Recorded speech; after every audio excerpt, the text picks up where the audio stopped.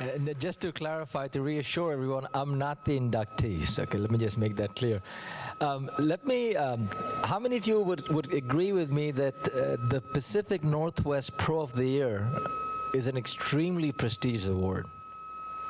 How many of you would like to get it once? How about twice? I would. How about 3 times? How about 4 times? Now we're getting silly, aren't we?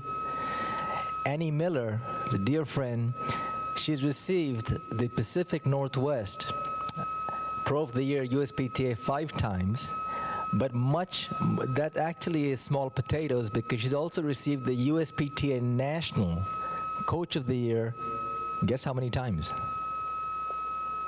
1 doesn't work for her, 5 times. So this is one of those, I just feel bad for anyone else who's trying to get this stuff because she set the bar a little bit too high. She also has another national award, which is all of the schools in America, all the high schools vote on a Coach of the Year. Annie has received that award as well. She's been chosen by our government to represent tennis in America as an ambassador to China.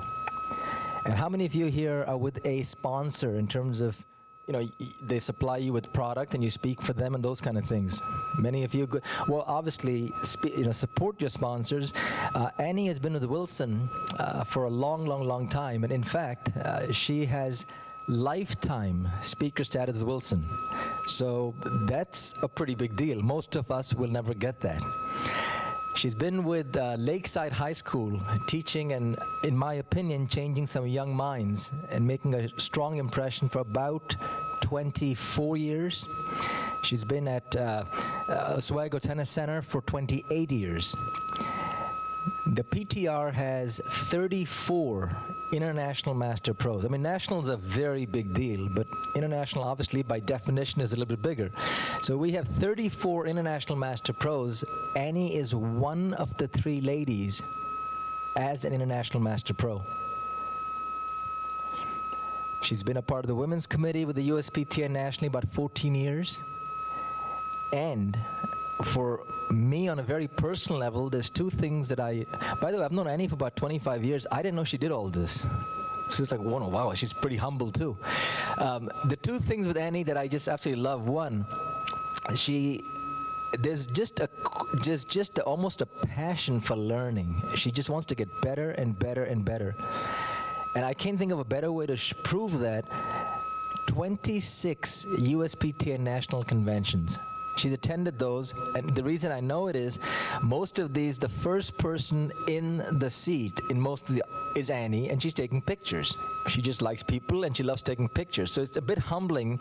A lot of us who speak, it's like, oh, geez, here we go again. Why Annie? Annie, take a break. But she's there for 26 of these nationally. And I think to me, the most impressive thing is anyone here who disagree that ethics and how we behave and morals are important? If your hand goes up, you're leaving. Yes, I mean it's critical, and I think I'm a fairly ethical man. I take pride in that. Annie has written the code of conduct for the PTR, which is what every PTR member has to live by. Was written by AMiller. And more importantly, she didn't just write this thing, she lives it, she breathes it. For me, this is a terrific honor to introduce your Hall of Fame inductee, AMiller.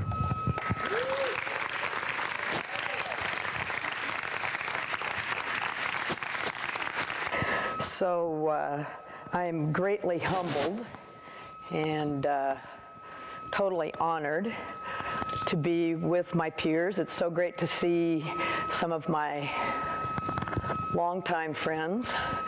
I think that, gee, Minnie, I'm looking at Bill laugh, but I think, unfortunately, Bill, even though you and I've been to many of these together, the person in this room that I've known actually the longest is Dougie Verdick, because Dougie and I grew up together as kids in Southern California.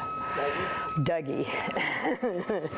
And I can remember Dougie in his Kramer shorts with his dad and Randy at Morley Field many a day. many a day in all of our Southern Cal tournaments. So I was at his father's ceremony of induction a couple of years ago, I believe, wasn't it? 2 years ago? 1 year. When was AJ? This year. Okay. He was just inducted. And it was a very special moment. He was also inducted with our dear friend Jim Lair. So Bill and I laughed before. One of the great honors for me of receiving this is that I'm actually living, which I think is really cool to be in the Hall of Fame before you die. So I really appreciate the forethought of the USPTA Hall of Fame committee, Hunter and Marcel and Dave and Ross, because it makes it that much more special, I must say. It's special for me because my family made the trip up. I was hoping that maybe this year we'd be in Portland, but I think we've been in Seattle. I don't know, Don, if we'll ever get back down to Portland. But in any event, it's a special day for me. I want to give sort of credit where credit is due, and I really want to thank Hunter from the bottom of my heart, Hunter, because when you have to submit data, and this is for national awards or for obviously now the Hall of Fame here, you actually have to have the data. You can't say, I was at the regional convention in Central Park in 2014. You need your certificate, or you need to have maybe somebody that was there that can vouch for you, et cetera, et cetera, et cetera. So it made me start looking way back because I went, holy Toledo, this is going to be really difficult to get all of these 6 categories and be able to edify that this is what I've done. So first thing was I brought some out in the lobby. I have notebooks that are this thick, literally, that I must have 30 to 35 of them. They're full of USPTA documents, pictures, yes, and a myriad of things of all my travels that I've done with the USPTA, with Wilson, et cetera. So I called up or emailed Hunter and I said, Hunter, you really don't want me to ship these to you. And furthermore, the rest of the committee doesn't want to get them. And, well, what can we do about this? And I said, well, I can maybe condense them, sort of. And that didn't work so hot either. So my wonderful son, #1 son, I said, okay, Dustin, you're going to use your communications background and we need to do a video. So we started this video process, and my kids both, Dustin and Dabney, have urged me for years, you got to get rid of all this stuff. What are we going to do when you're gone? What are we going to do with these plaques? What are we going to do with these trophies? What are we going to do with all these notebooks? I'm going, I don't know. So Dustin and I slew out all over my house all of these pictures and awards and all this stuff. And we started taking photographs of them so that we could edify them, and fortunately put them on discs, minimized them as best as we could into 3.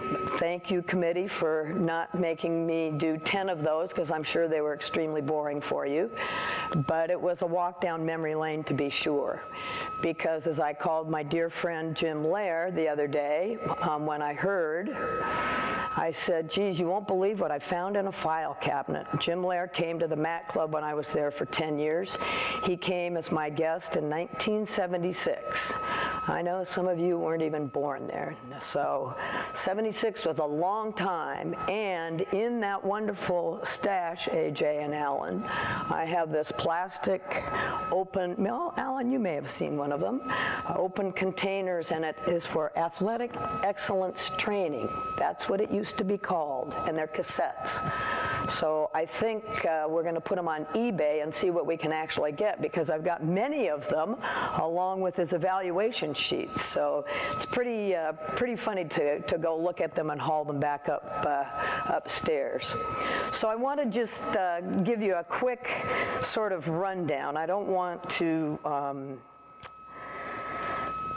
go through all the wonderful times or the bad times. I must admit that the fun part of my life is it was my childhood when you were just a kid, and somehow I got into tennis, and I got into tennis because some of the great women in my life. This is a picture of my grandmother in a long tennis dress and a wooden racket. This is in the 1910s. So somewhere way back, the genetics got going into the tennis roundhouse for me. From there, her daughter, my awesome mother, got me started in tennis. She moved up to live with me the last 12 years of her life and lived with me until she was almost 100. She died 1 year before her 100th birthday. So somehow I hope I also have those genes and her great mind. Both of those women were incredibly powerful pioneer women in San Diego, where I grew up. And they taught me many, many things. Among some of the things, like AJ alluded to, was ethics. Code of conduct, how you behave, what you did on a tennis court. Doug can tell you we were never allowed to even tap a racket on the court. Yeah, Perry T. Jones, okay?